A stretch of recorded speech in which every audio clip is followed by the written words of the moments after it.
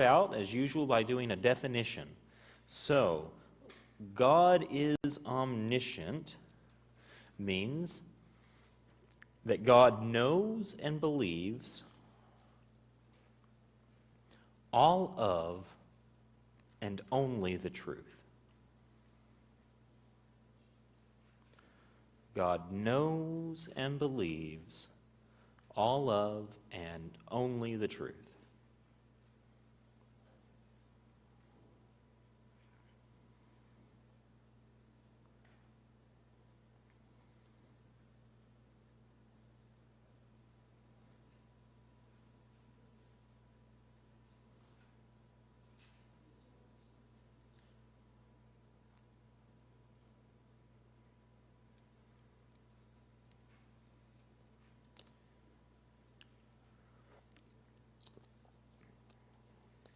Now, another way of saying something, which for our purpose is pretty much the same thing, but maybe a little bit more nuanced way of saying that God is omniscient, is to say that at any given time, God knows and believes all propositions that are currently true.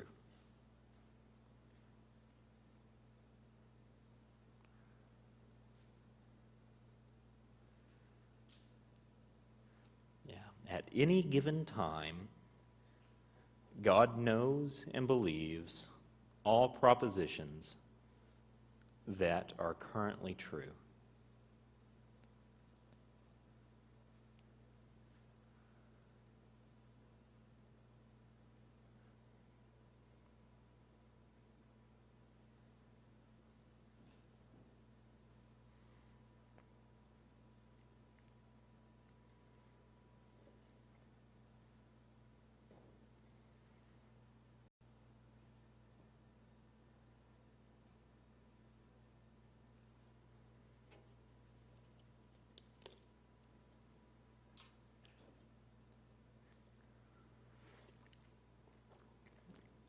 So, his omniscience means that he knows and believes all of and only the truth, or that at any given time God knows and believes all propositions that are currently true, is not really the only category that we're going to have having to do with rational faculties, right? We have rational faculties.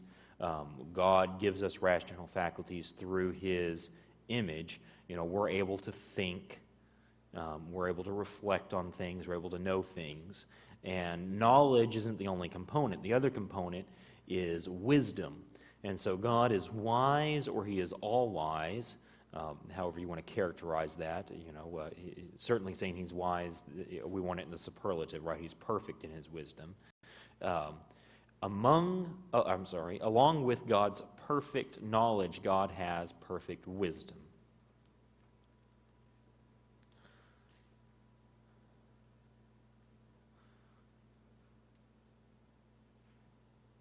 So to say that God is wise or all-wise, when we talk about God's wisdom, we're talking about a perfect wisdom.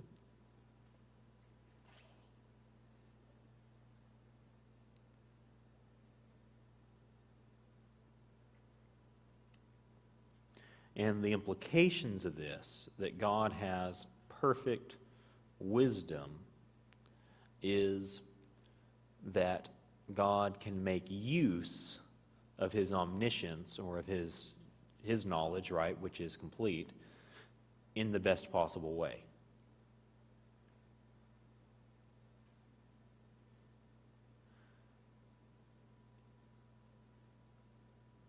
God makes use of his omniscience in the best possible way.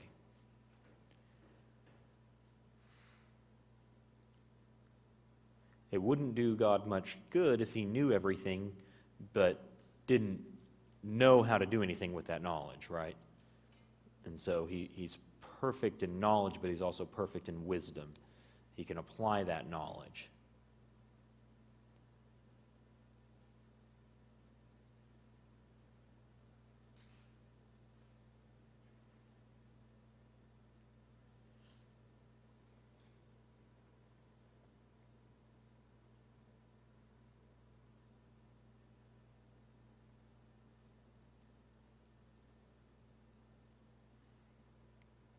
All right. Now, before we discuss knowledge and wisdom of God, His omniscience and His wisdom, we're going to spend a little bit of time talking about propositions. That's because, remember, I gave you that more complicated definition of omniscience, which said that God knows all and only true propositions is one way of saying it, or, that at any given time, God knows all propositions that are currently true. And so we're going to spend a little bit of time trying to figure out, okay, what is a proposition? All right, this is something that you may know or that you may think you know. But it's very complex. In fact, philosophers cannot agree on a good definition of proposition. So I'm going to give you one that I'm using kind of from my base in philosophy and from kind of a combination of two definitions I've pulled out of different philosophy textbooks. And so for our purposes, proposition is going to mean the meaning or the information content of a statement or a declarative sentence. Okay? So to understand this, we're going to have to go back to our English grammar a little bit. So sorry for those of you who didn't like English. I didn't like English. I liked math, but I didn't like English. But there's a number of different kinds of sentences. You can have a interrogative sentence, that's a question, right? Declarative sentences are simple statements. That's the kind that we're going to find propositions in. You could have an exclamation, wow, that's, it's an exclamation. It's not necessarily, it makes a declaration of sorts, but it kind of is in a different category. Anyway, so the kind of sentences we're going to be needing to get propositions out of are going to be declarative sentences or statements. And now, the proposition, though, isn't the sentence. The sentence expresses the proposition. So if I take a sentence and I say it in English, and then I say it in Spanish, and I say it in German, the sentences are going to change because the language is changing. But the meaning of the sentence, the information content of the sentence, is going to be the same. So if I say that the grass is green, and someone else expresses the grass is green in another language, both statements mean the same thing, but they're in different languages. So the proposition is the information content. It can be expressed a little bit differently, whether in different languages or some sentences, if you rearrange some of the words, they still end up coming out meaning the same thing, and they're expressing the same proposition. So now the next part, to kind of add on to that definition, and go ahead and confuse things a little bit more, okay? A statement or a declarative sentence is not always going to give a proposition. It's only going to do that if the statement has a truth value. So we add to our definition of a proposition that it is the information content or the meaning of a declarative sentence or a statement which has a truth value, meaning that whatever is being said can be considered either true or false. So if it doesn't have a true-false value, then it's not a proposition. Propositions are either true or they're false. So to get better acquainted with this, I've got some test questions there for you, those 12. And what I want you to do is look through those, and we're not going to label them whether or not they're propositions. What we're going to do is we're going to label whether or not and answer these for yourself, okay? As if I were asking you the question. And that'll make a little bit more sense as you read the questions. But either label it true or false. You can label it U for unknown, or you can label it NA for not applicable, okay? So take a little bit of time to do that, and I tell you what, why don't we stand up and stretch? I'm feeling a little tired. I can see a little bit of tiredness out there. Let's stand up and have a stretch real quick, and then answer your questions.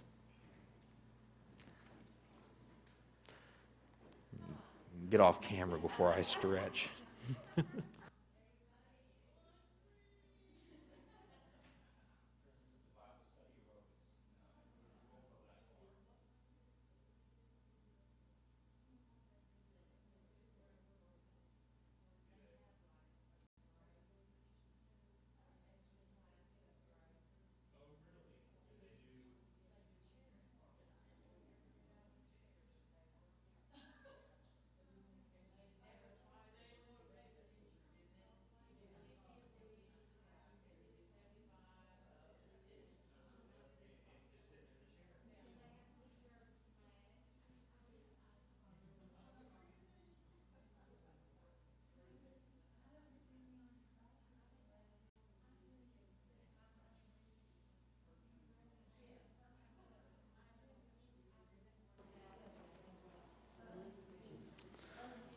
Well, you're looking more lively, so guess what? Let's answer some questions. And I'll give you a little bit of time, just go through them and give me eye contact or something like that. Let me know when you've got them finished up.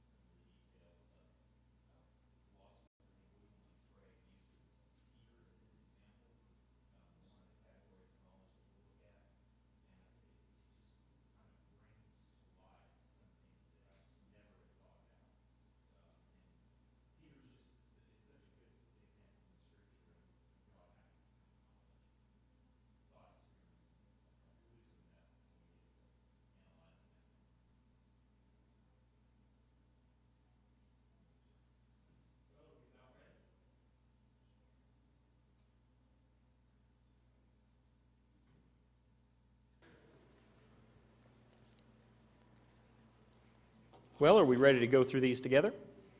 All right. So, and you can kind of follow along, but I'm going to basically be, if you want to leave page 35 in front of you, I'm basically going to be reading through and talking about the information that's on the back of 35 on 36. But that's where you'll find this for later reference.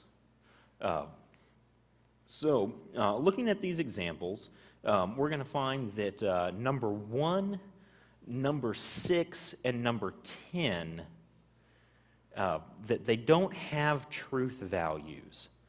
So what do I mean by that? Well, let's look here. So number 1, where are we? This is a question, right?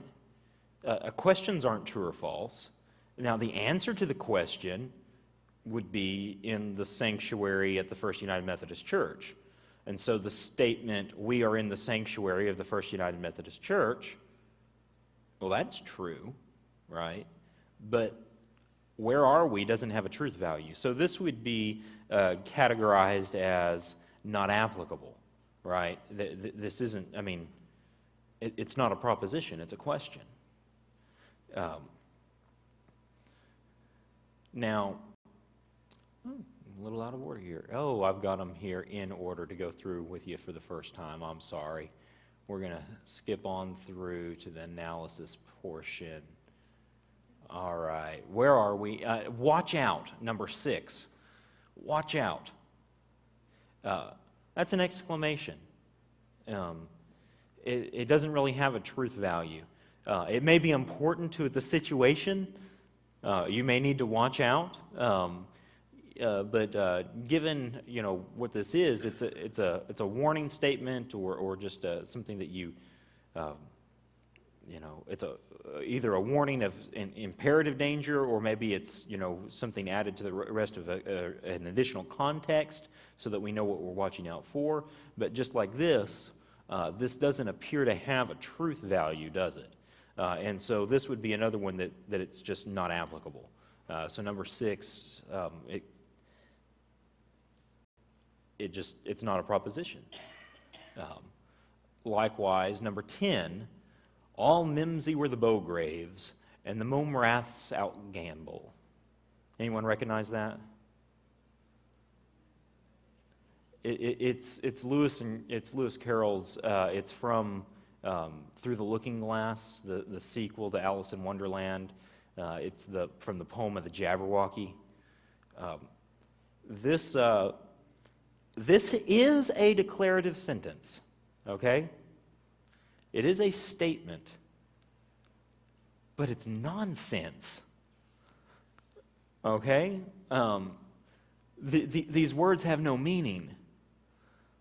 So it's not. I mean, this can't be a proposition. There's no meaning to what's going on. There's information content, I guess you could say, but it's not meaningful. And so it can't be true or false because we have no reference to what's going on here. And so this one we'd also answer not applicable to. Now, the truth value of 4, 5, and 8 are going to differ depending upon who you are. For example, this class is difficult is a true or false statement. Okay, so it is a proposition, but depending upon who you are, you may or may not consider this class difficult. Okay, so this class is difficult. It depends upon who you're talking to. And so some of you may have marked true, some of you may have marked false. We just each have our own answer to this question.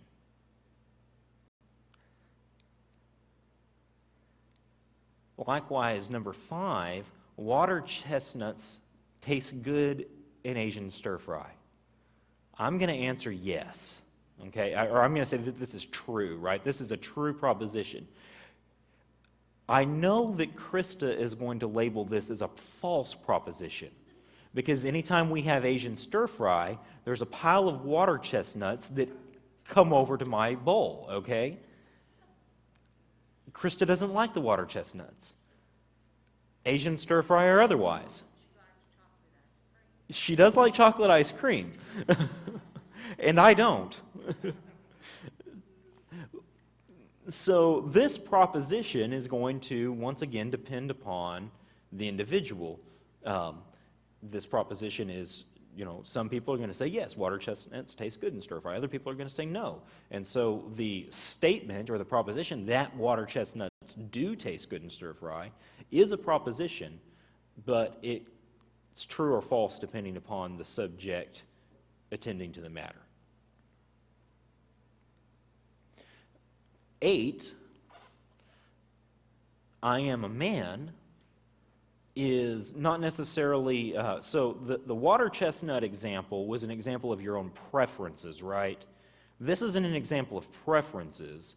It's a statement of fact, but depending upon who I is, it's going to change. So I am a man is true for Chris Holland. It's true for John Haggerty. It's not true for Sarah Tucker or Carolyn Kyle. And so it's a true or false statement. It is a proposition, but it depends upon who the referent is. Now, number 2 here is a proposition that is true today.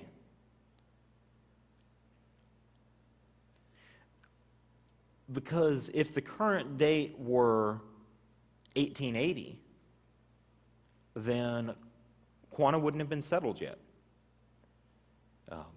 I believe 1884 is the proper date, at least according to the little tiny bit of internet research that I did, which means it definitely wasn't infallible research. But the date that I found was 1884. So, prior to 1884, the proposition Quanah is a town in Texas is false. After 1884, Quanah is a town in Texas is true.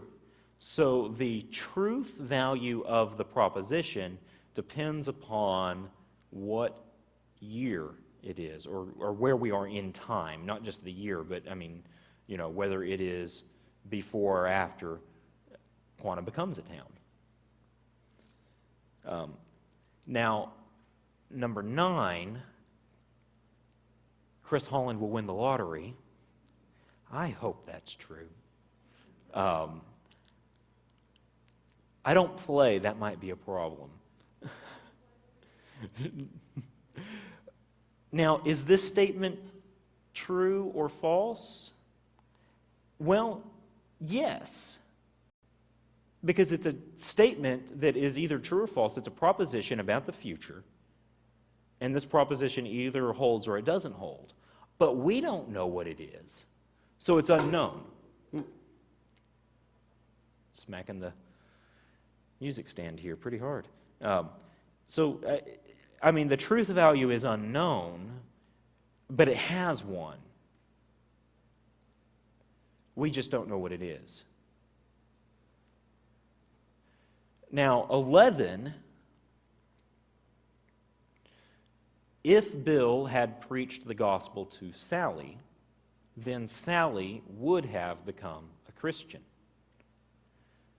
Now, we don't know whether or not this is true or false, but this statement would have a truth value, right? It's either true or it's false. We just don't know the answer to that question.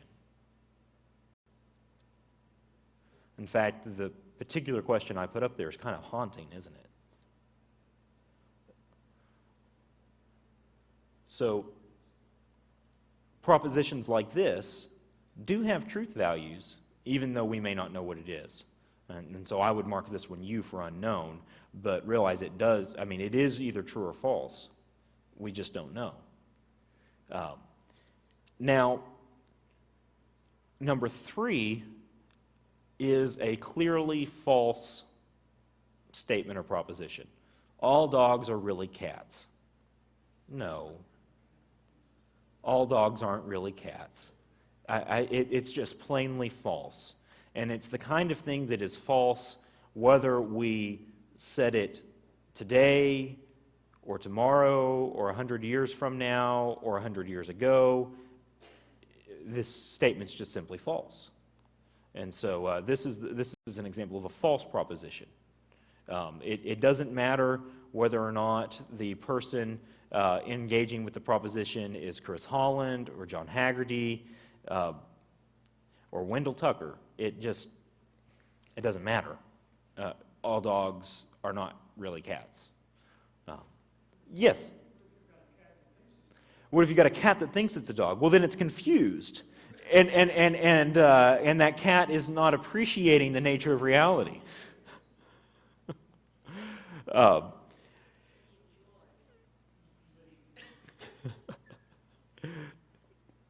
Number 7, circles are round, is a true statement. It's part of the definition of being a circle that a circle is round, right? Round is an attribute that all circles have. If you found a circle that wasn't round, it would actually be you couldn't find that. That's a logical contradiction. Round is part of what makes a circle a circle. It's an essential attribute. If something's not round, it can't be a circle. It can be something else. It can be a square or a rectangle or a triangle.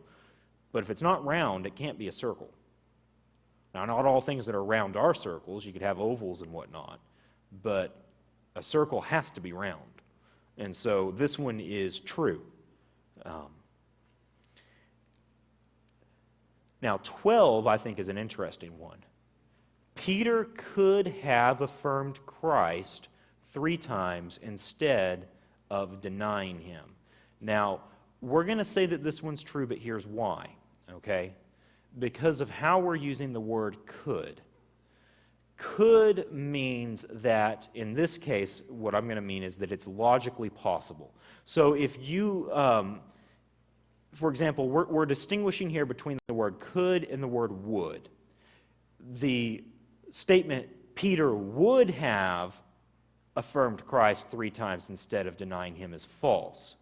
Peter could have is a statement expressing that he has legitimate freedom to do so. In other words, this is very akin to, you ever hear somebody say, woulda, shoulda, coulda? That, in other words, talking about the difference of the past. Now, we'll come back to this one because I think this one's very interesting in how all of this kind of works out. And a lot of it has to do with, honestly, my philosophy of how some of these things go. And so I'll express more about that towards the end of today. So now, after we've kind of looked at all of these, we're going to talk about God's knowledge, not just our knowledge, right? We've tried to place our knowledge to the test here, but what about God's knowledge?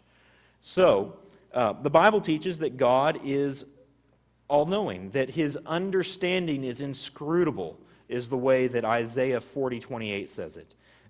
He knows everything that exists, everything that existed, everything that will exist. He knows all things that happen, all things that have happened, all things that will happen.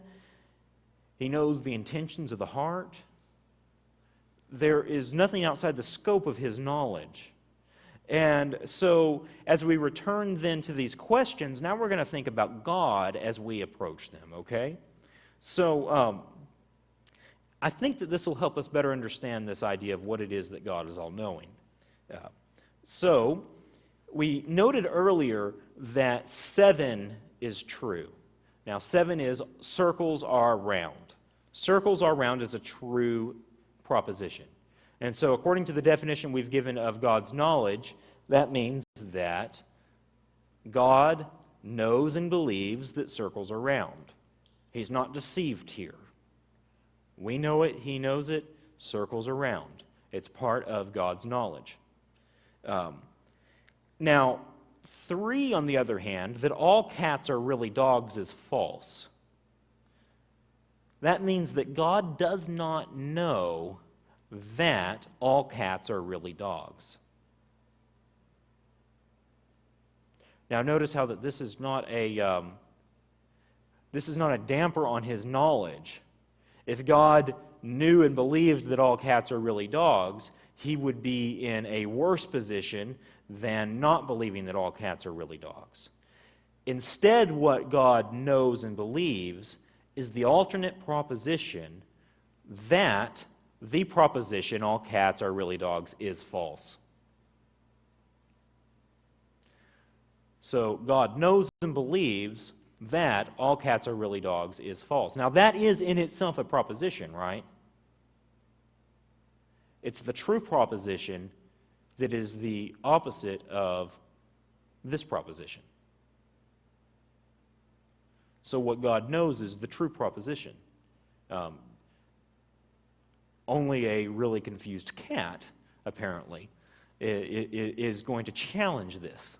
And so I guess if you want to meet that cat, it's at the Haggerty's. the alpha male cat. Oh, see, our cat is most definitely a cat, and a princess cat. Yeah, and most definitely better than people. Yeah, that would be our cat. So God does not know and believe that all cats are really dogs.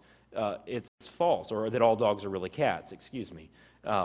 And so this isn't something worse. This is something better, right? Instead, he understands that this is not a true proposition. Now, what about the proposition? Where are we? God does not have an opinion on this one because it's not true or false, right? I mean, he knows the answer to the question as it pertains to the specific individual in the question, but it's not a proposition. And so, like we noted before, where are we isn't a proposition. It doesn't have a truth value. And so, God doesn't know where are we. He knows the answer to where are we. Likewise, watch out. God doesn't know watch out. He knows who should be watching out. And he understands the situation that's going on, but he doesn't know watch out. It doesn't have a truth value, right? It's not a proposition. It's not something that can be known. It's a warning that can be said, but it's not an object of knowledge. Now, what about all mimsy were the bowgraves, and the mome raths outgrabe? Well, I would say that if this really is nonsense like I think it is, then it's not applicable and it's not a proposition that God knows. However, what God would know is what, if anything, Lewis Carroll intended when Lewis Carroll sat down and wrote this, right? So if there was actually an intention or maybe an inside joke or whatever was intended when this was done, I mean, God knows that. But what we're seeing up there really doesn't qualify as a proposition. If it does and it's just inscrutable to us but scrutable to him, then he knows whether or not it's true or false. So not only does he know, the maybe hidden intention behind this piece of work here, but he also knows whether or not that hidden intention, whatever it may be, if it's a proposition, is true or false, right? So God may know the answer to this one.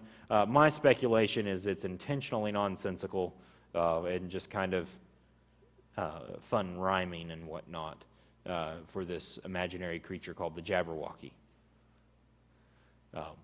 Now, God knows all things, but something else that I think we need to include that we may not even think about is that God has appropriate self-knowledge. So what does this mean? Well, that means that the truth value of 4, 5, and 6 as they pertain to God are known, but he also knows as they pertain to us. So 4, this class is difficult. I would imagine that for God the answer is, that this statement is false. God probably does not find this class difficult. unless I'm just butchering his character and maybe he finds it difficult to withhold his wrath from Chris Holland. I sure hope that that's not the case. What we're doing here is we're trying to bring honor to him, and I hope that we're doing so. But that this class is difficult in the sense that it's hard to think through. I highly doubt that this is a true proposition to God. And so now it may be for us, but it's not for him. And so what this shows us is that God not only knows how difficult this class is for each person, what kind of person it would take for this class to become easy, and what kind of person it would take for this class to become hard, whether that's just in, what sort of things they already know, or other things like that. But he also knows how that reflects to himself. So we could also look at water chestnuts taste good in Asian stir fry. Well, I think so. My wife doesn't. We probably all have differing opinions on this. God knows what each of our opinion is on that, right? But he also has appropriate self-knowledge as to whether or not he would like water chestnuts in his Asian stir fry. This probably is a proposition that we're going to apply to Jesus Christ within the incarnation, right? Because then we have a human body with taste buds and whatnot and all of that. But God would know the truth of this proposition as it applied to God, or even more specifically Jesus as it applied to himself. He knows whether or not he likes water chestnuts in his Asian food. Why wouldn't he? That is, like the water chestnuts in there. I am a man. I think this one's really interesting in light of the Trinity. So, as this one would apply to God, God not only knows which of us are male and which of us are female, but the Father would say no, the Son, yes, and the Spirit, no, right? The man, the God-man, Jesus Christ, through the incarnation, takes on a human nature, so Jesus is a man. He is more than a man, he's God as well, right? He has a divine nature and a human nature. I think that this is a very interesting question, because within the persons of the Trinity we have the Father, who is God, the Son, who is God and man, and the Spirit, who is God. And so the Son is able to say that this proposition is true for the Son, but not for the Father and the Spirit.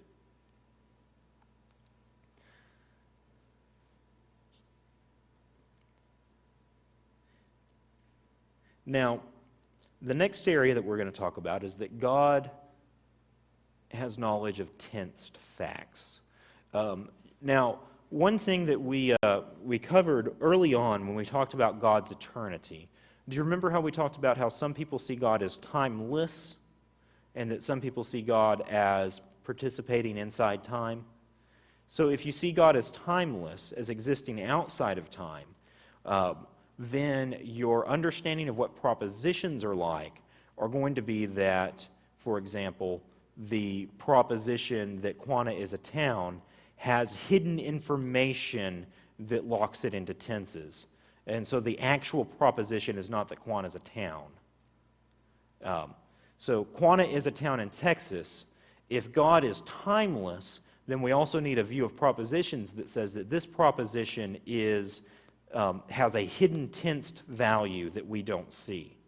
Now, if God is within time, then that means that at any given time, this of course being my position, at any given time, God knows the truth of this proposition. It's not necessarily that he learns anything, though. God, for example, knows that Quanah is a town in Texas. However, before Quanah became a town in Texas, God knew that Quanah would be, God knew Quanah will be a town in Texas. He knew that that's what was going to happen. Okay?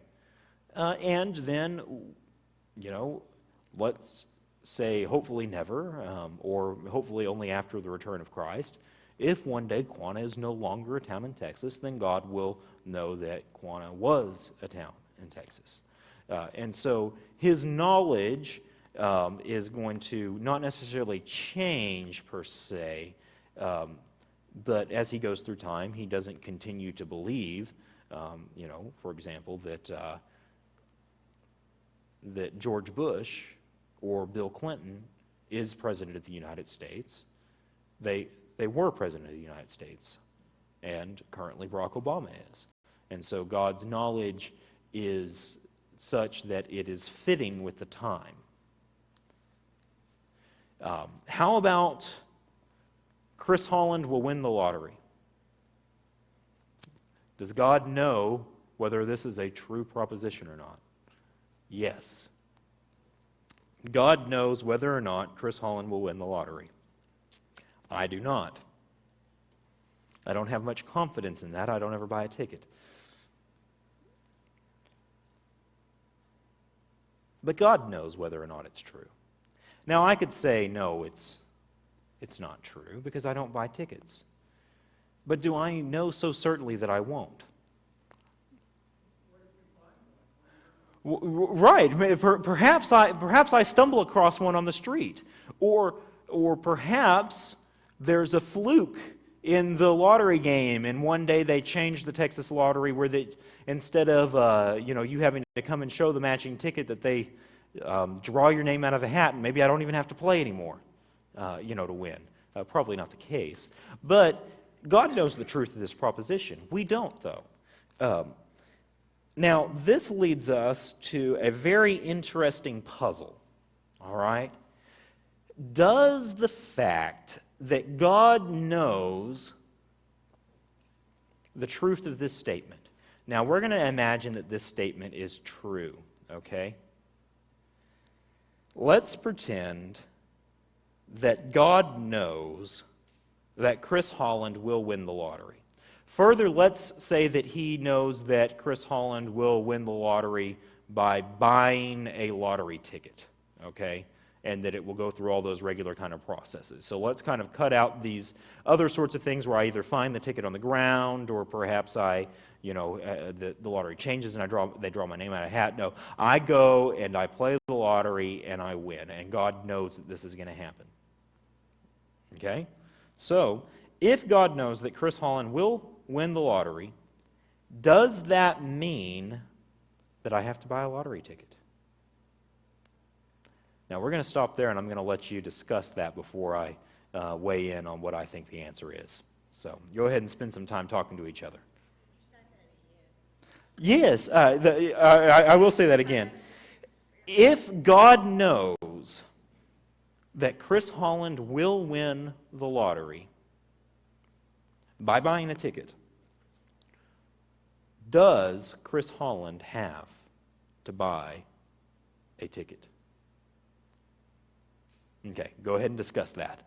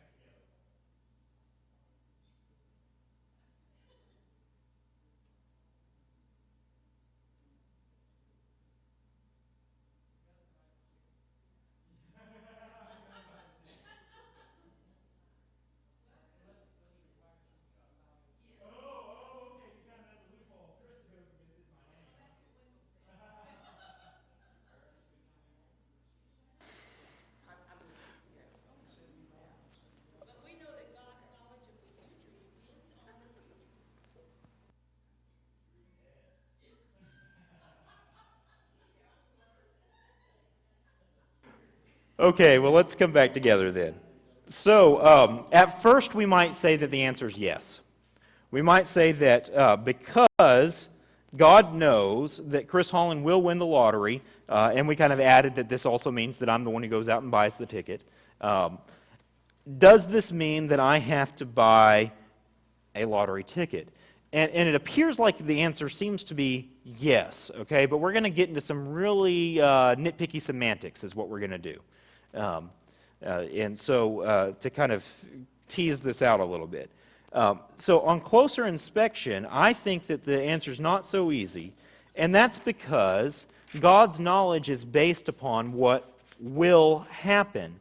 So if God knows that I will win the lottery, then I will buy a lottery ticket, given the conditions that we've done. However, I don't have to buy it. I will, but I'm not being compelled. God is not forcing me to buy the ticket. God's knowledge does not mean that I necessarily have to buy the ticket. It simply reflects the fact that I will. And so we're used to seeing causation happen in order, right?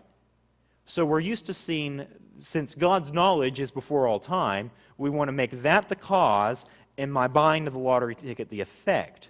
But in this sense, the causation is actually flipped. God knows that I buy the lottery ticket because I do buy the lottery ticket. So the cause actually happens in the future.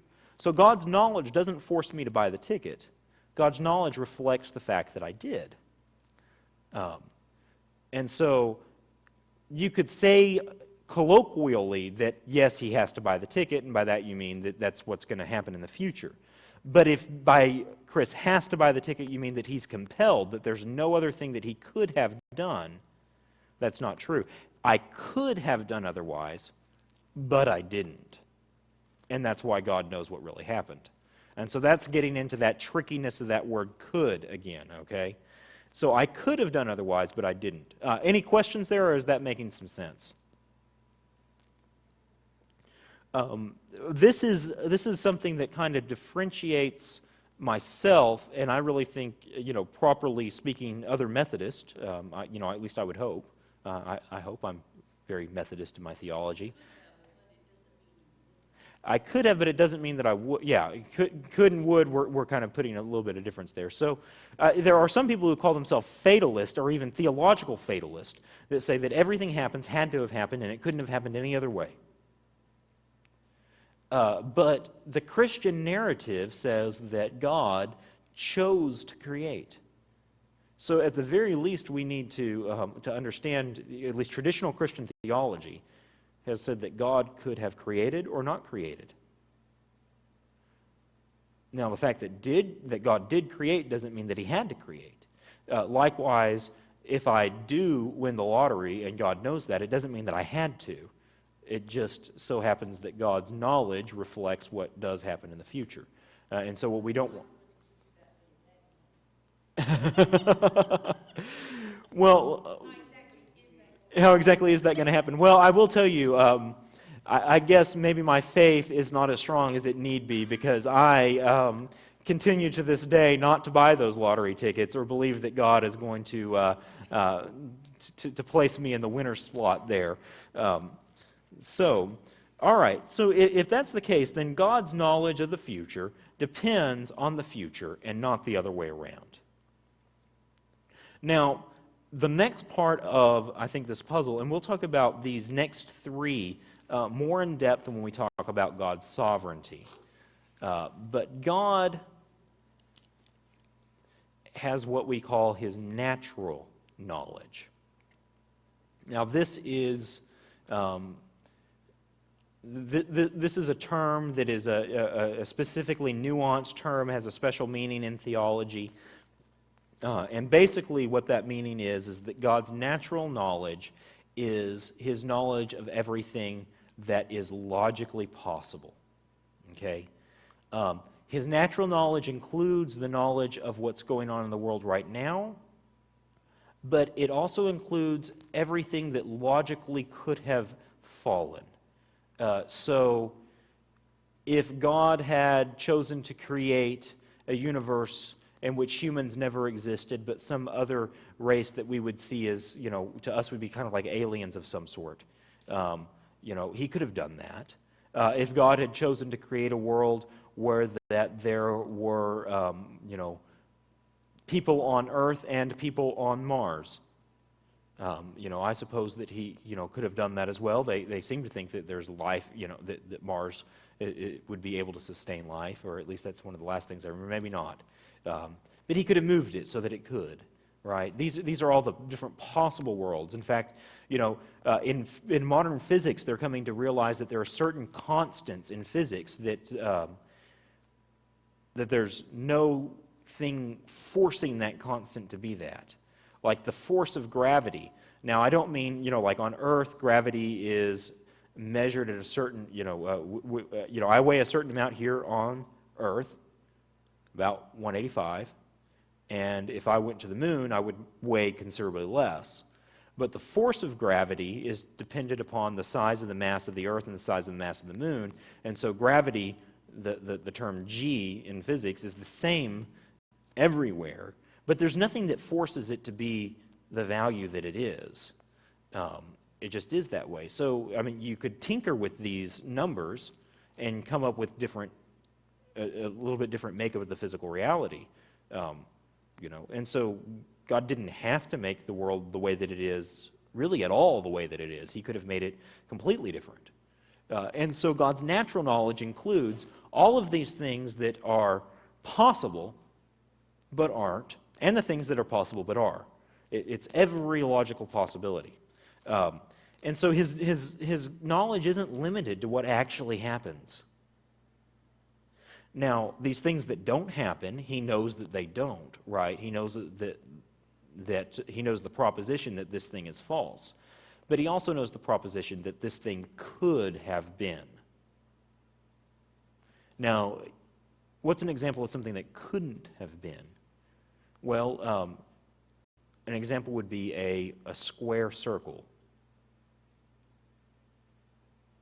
Now, why do I say that? Well, because the definition of a square is a four-sided object, right, with equal sides.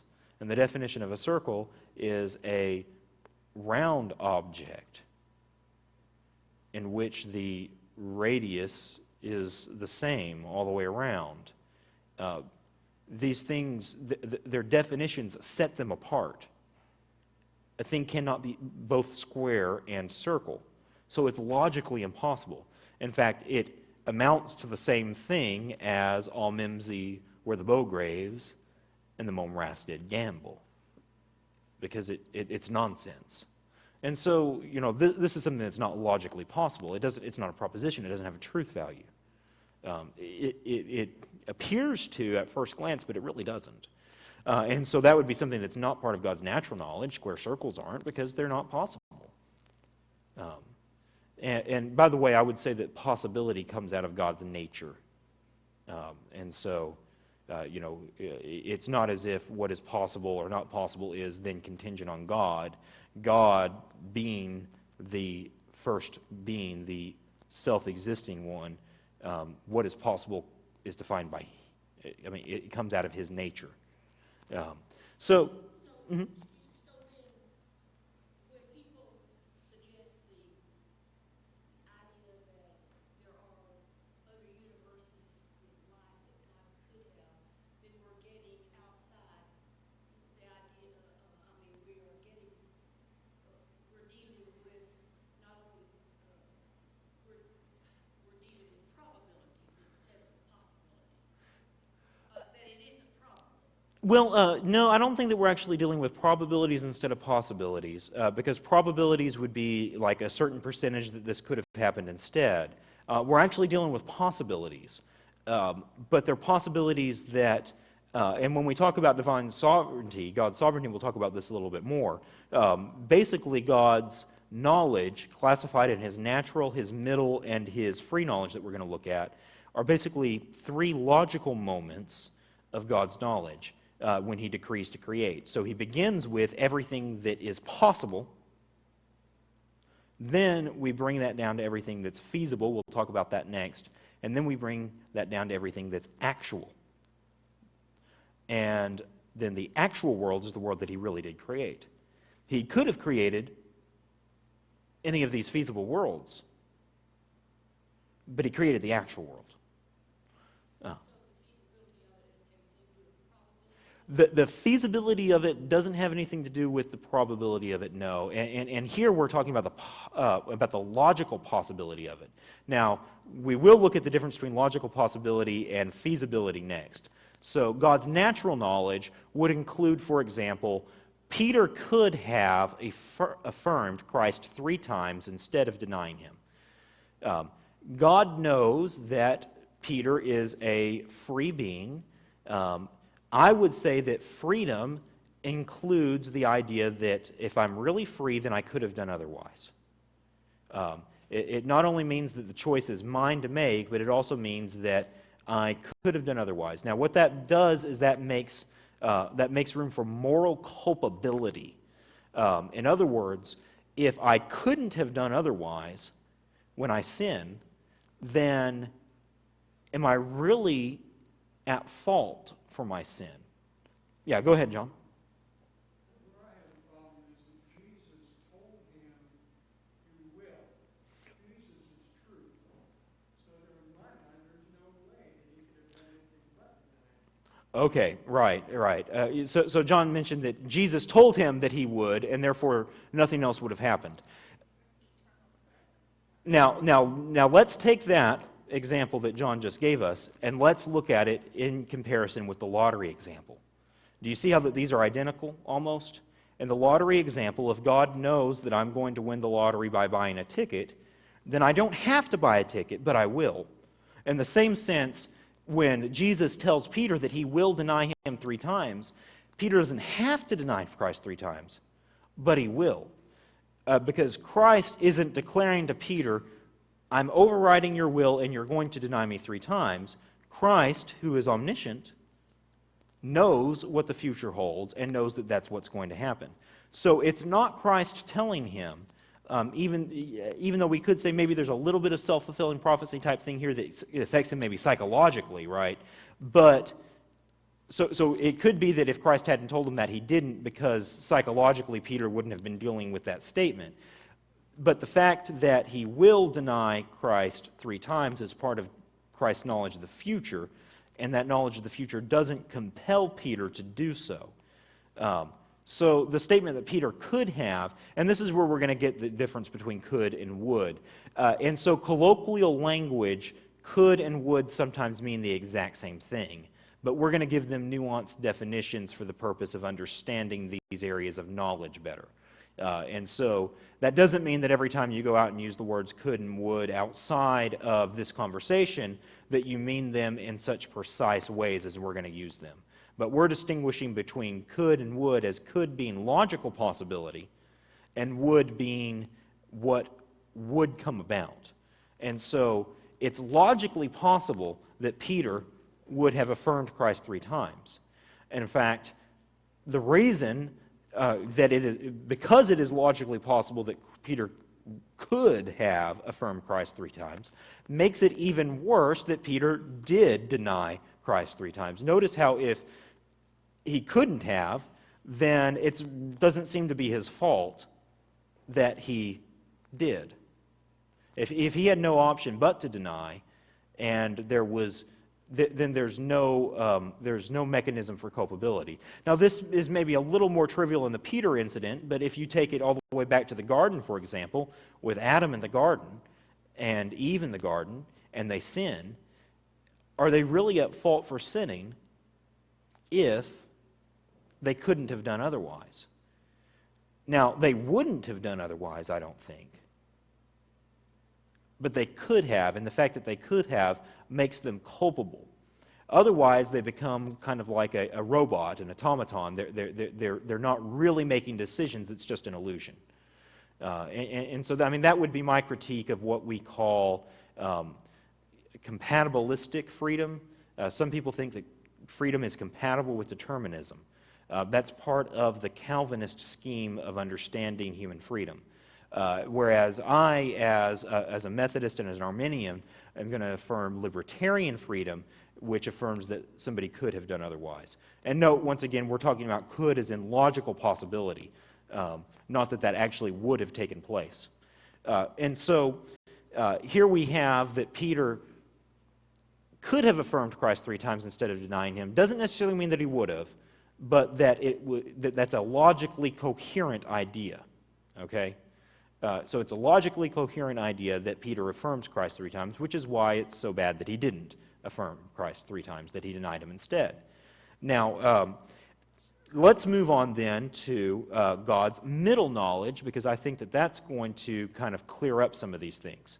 So God knows the value of 11. We said our proposition number 11 is, if Bill had preached the gospel to Sally, then Sally would have become a Christian. Now, we don't know the truth of this, especially because we don't know what Bill and Sally this is talking about. But let's imagine that these are real, these are individuals that we actually do know, and that Sally's not a Christian, and that Bill had the opportunity to preach the gospel to Sally and didn't. Now, it may be true that if Bill had preached the gospel to Sally, then Sally would have become a Christian.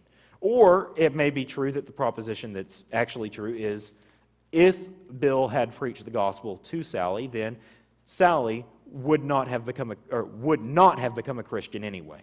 That it would have made no difference. We don't know whether or not Bill preaching the gospel to Sally would have made a difference or not. However, God does. He knows the truth of this proposition. He knows whether or not this would have happened. There is a Jesuit priest by the name of Louis Molina, and Molina or Molina, I'm sorry I can't give you the exact pronunciation, but he was a counter-reformer. He was, Jesuit, part of the Catholic faith at the time after the Reformation had gone on.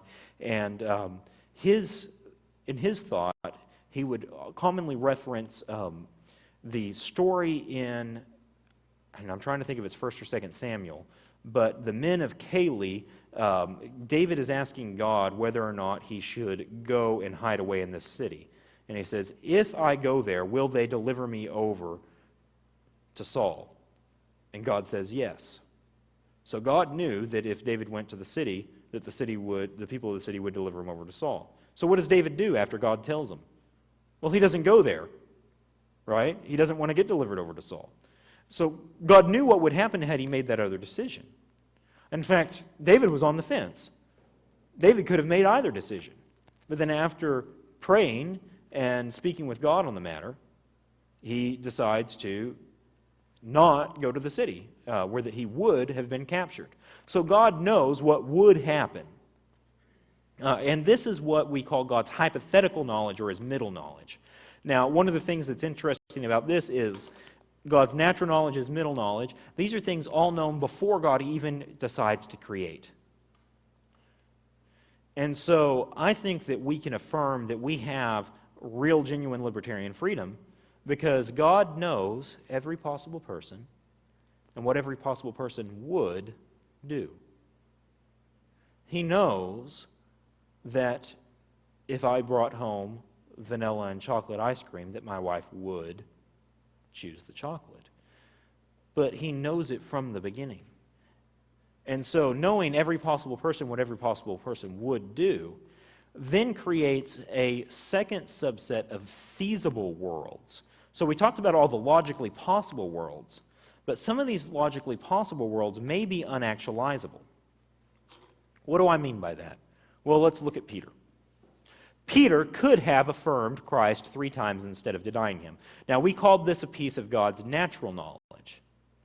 However, God's middle knowledge tells him that under identical circumstances in Peter's life, all the way up to that certain point, that if the world had been the exact same, but the only thing that was going to change was that Peter was going to affirm Christ instead of deny him, then that would actually go against the character of Peter.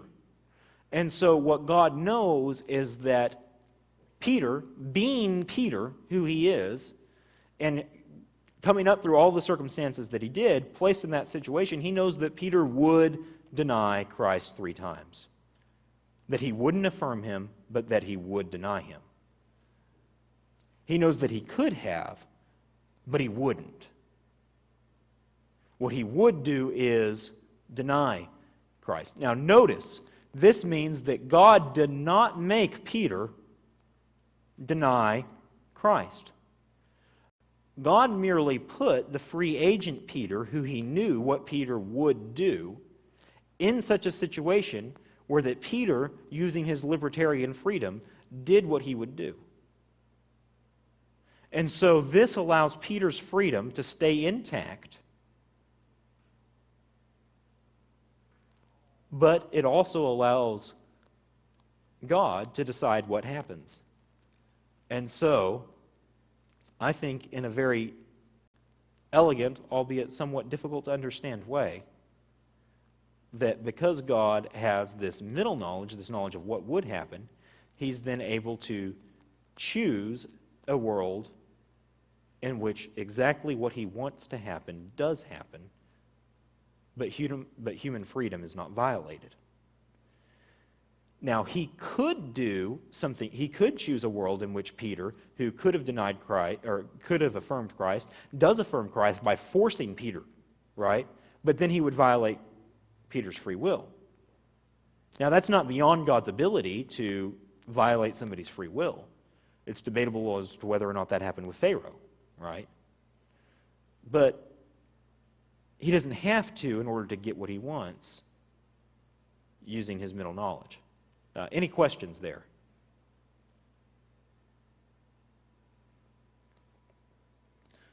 All right. Well, let's move slightly out of the deep waters and into maybe a slightly more shallow area, God's free knowledge. What is God's free knowledge? Well, God uses those other 2 areas of knowledge, his natural knowledge and his middle knowledge, to choose the world in which he wants to create and actualize it. God's free knowledge is his knowledge of what actually happens. So these are the more plain sort of statements that show up in his free knowledge. His free knowledge is the knowledge of the world that really is. His knowledge of what happened, what is happening, and what will happen. What does exist, what has existed, and what will exist. His free knowledge is free, though, because notice, it could have been all of these things, or had he done it this way, it would have been all of these other things. But God chose that what did, is, and will happen is what's happening. And so that's God's free knowledge. The actual world, the world in which we live in. And so, for example, that Quanah is a town in Texas is part of God's free knowledge. That all cats are really dogs is false. It's a false proposition, but that proposition is false in light of God's free knowledge. Had God created a world where that cats and dogs were the same thing, and that they were just the same, words that meant the same thing, then that statement would be true. But he didn't create that world. He created this world in which cats and dogs are very different things. And so, all dogs are really cats is false in light of his free knowledge, because that's part of what the actual world is like.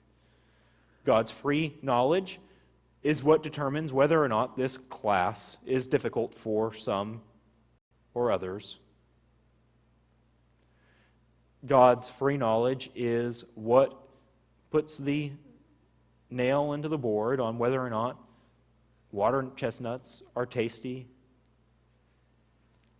in Asian stir fry.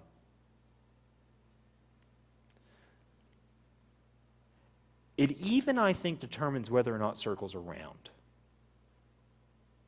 And here's why I think that. If God could have created or not created, if he didn't create, then there would be no physical reality for circles to exist in. Or perhaps he only creates a spiritual reality but no physical reality in which geometry takes place. So God's free knowledge even determines whether or not circles are round. Whether or not I am a man is determined by God's free knowledge.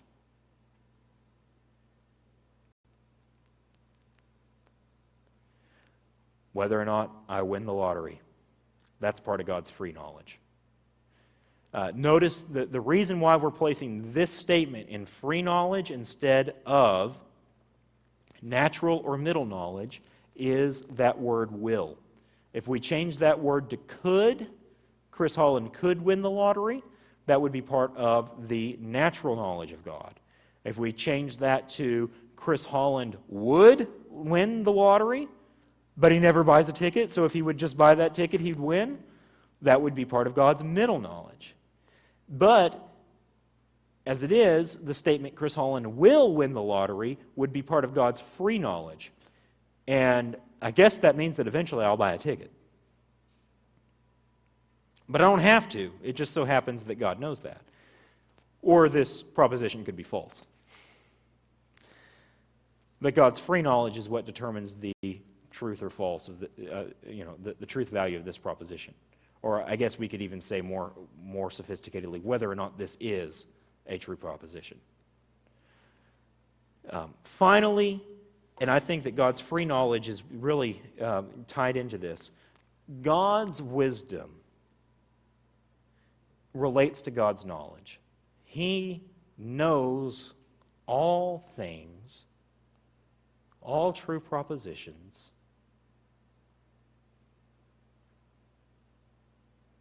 and he knows what to do with that. He's able to use his natural and his middle knowledge to get exactly what he wants, which is his free knowledge. So God actually gets to decide what he knows, which is pretty cool. And he's not like an egghead with no common sense when he does it. He's able to take that and make it work out for the good of all who love him. Any questions about God's knowledge or wisdom?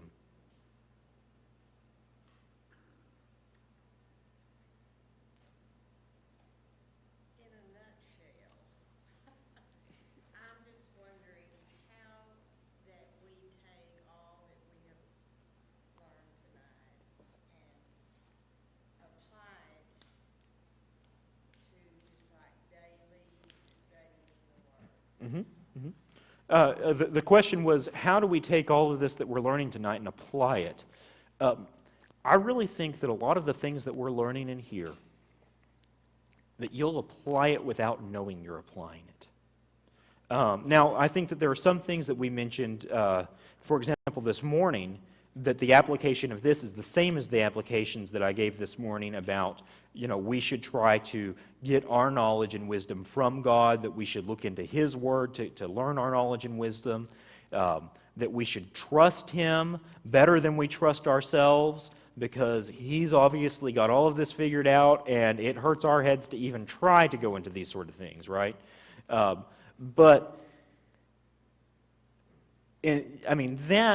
seems to be something very intuitive just on the idea that God knows more than us. But I think that knowing these sort of things, that the application is not as obvious. And a lot of what we've studied about what God is like, there may not seem to be an obvious application, but as you meditate and learn these things, they're going to shape who you are because you've reflected on them. And you will apply the knowledge without even consciously doing so, because it changes how you view reality. There was a communication theorist named William Brown who I loved in my undergraduate, and that's mainly because the professor who I liked was a student of his, and so he loved him and shared that love with me. And he basically talked about Ideology. Now, I know sometimes ideology, we think of this as a negative word, like ideology is the bad word and worldview is the okay one, right? He's using these basically synonymous, okay? So we'll just use worldview for now because that's maybe a little bit more friendly word instead of his term. But that our worldview is made up of a lot of different things. And it's made up of what we know and where we place our attention. It's made up of what kind of needs are going on. And it's made up of what kind of powers are affecting us. And that somewhere in the middle of that is our worldview and how we construct and understand reality. And what we do when we learn things like we're learning tonight is we change that circle of attention and knowledge. And what Brown said is anytime you change something in one of these circles, it affects all of the other ones. And so what you know begins to affect what you need and what kind of powers are influencing you and what kind of power you have. And so I think that all of this that we've gone through, we may not be able to sit down and say, okay, here are XYZ applications, but when we go out and we live our life is changed when we begin to think in these categories. And so the application that we may not have been able to find on our own finds us. And I think that that is true of any Bible study that we do. And I think that's part of the importance of doing Bible study and studying the Scriptures, is because there's a lot of things in Scripture that we may study and we may just learn a little bit about the history of Israel. You know, we may be reading through the book of Kings, and we may just be learning about the history of Israel and what happened. And we may think, you know what, I have no idea how to apply this to my life. And then as we live our life, we may come into a situation later where that we go, you know, I remember this thing from back here, and now it connects. And so I don't think that we should seek out knowledge for the sole purpose of having an application of that knowledge. I think that we should seek out knowledge, or more specifically truth, right? True belief. I think that we should seek out true belief because true belief is based on who God is and what He has given to us through His free knowledge, right? It's based on Him. And so seeking out truth is honoring Him, and it's changing us in ways that we don't even realize it. And I think that falsehood is changing us in ways that we don't realize it. Yes?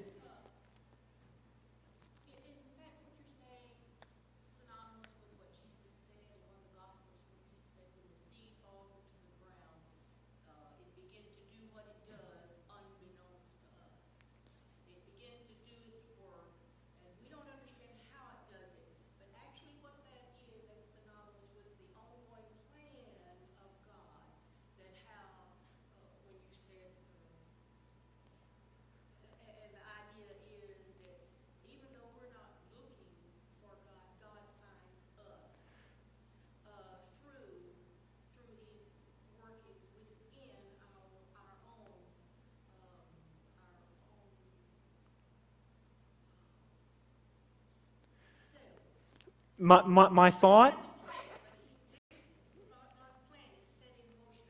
Mm-hmm.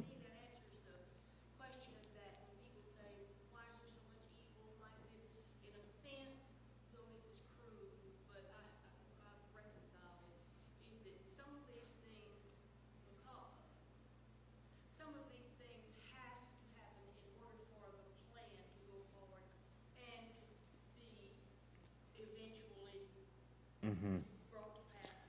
Oh, wow. So there's a lot there. So touching on the first part,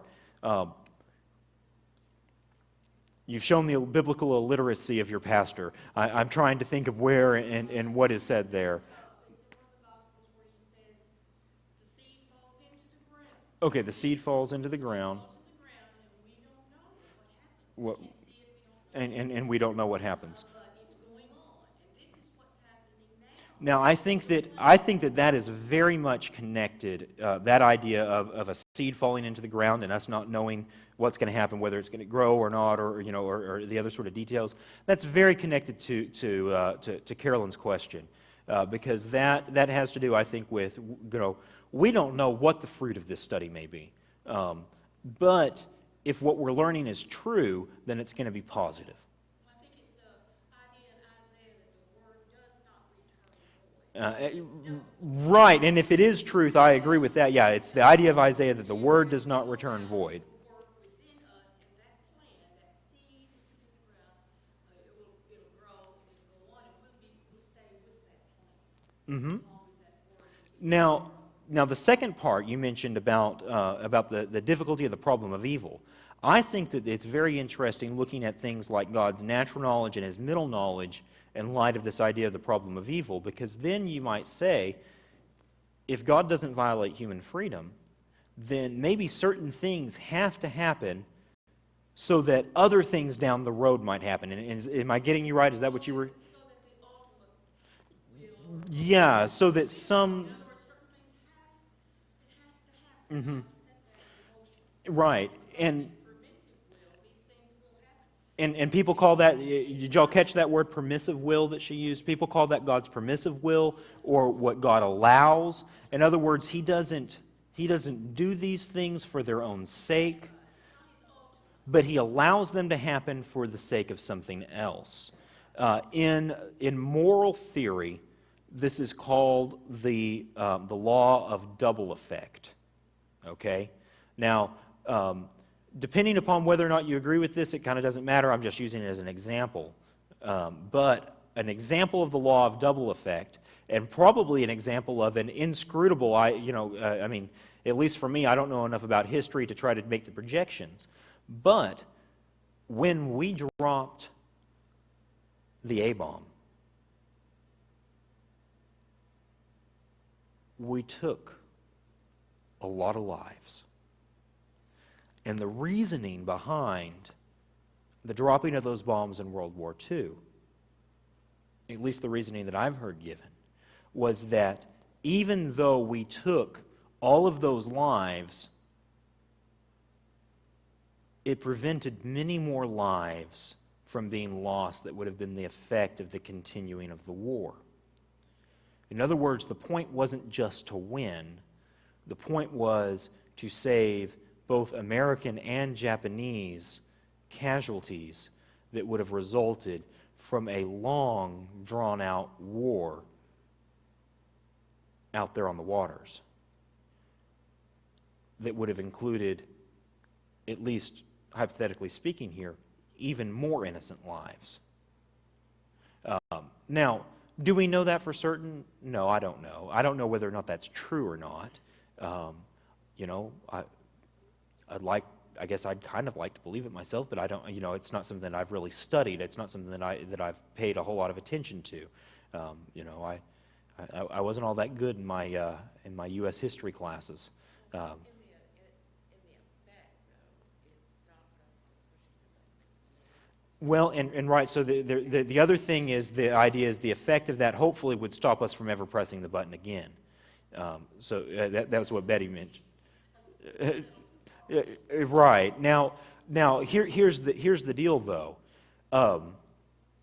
Was the purpose of dropping the bomb to kill as many innocent Japanese people as possible? No. I think that's unconscionable. But the law of double effect is that in doing that, the purpose of the action was to save all of these other lives. But in saving all of these other lives, the double effect was that the innocent were killed as well. There's a very vivid picture of this that's sometimes used in philosophy classrooms on moral theory. Imagine a train coming down the road, and it's coming along the tracks, and you're standing at the switch where that you can change the track of the train.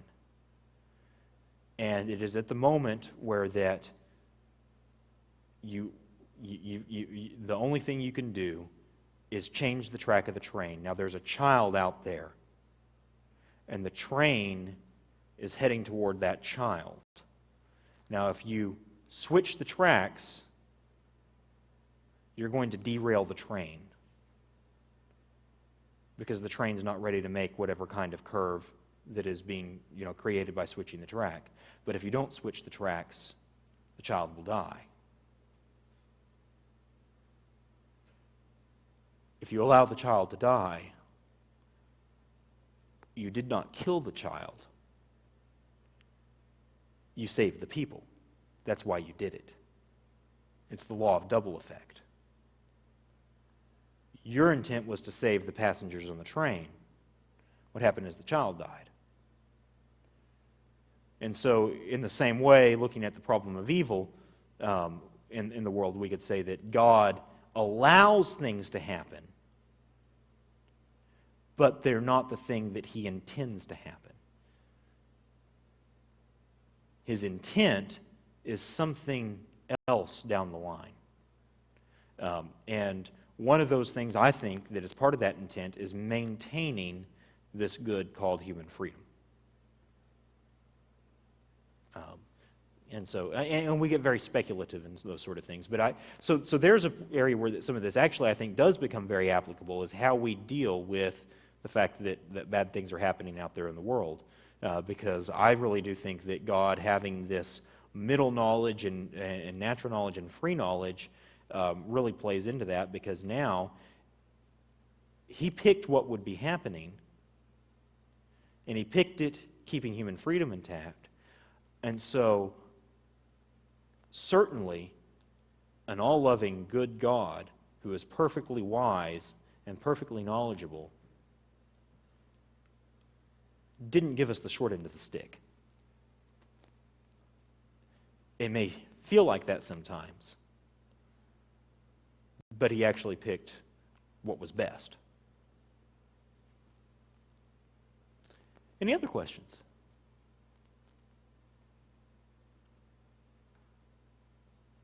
All right, well, let's have a word of prayer and then we'll head out. Father, we thank You for this time together, for this investigation of what it means for You to be omniscient and wise. Lord, we stand in awe of who You are, of what You know, of how You take and apply that knowledge in ways that are beyond our comprehension. And that in doing all of this, You cause all things to work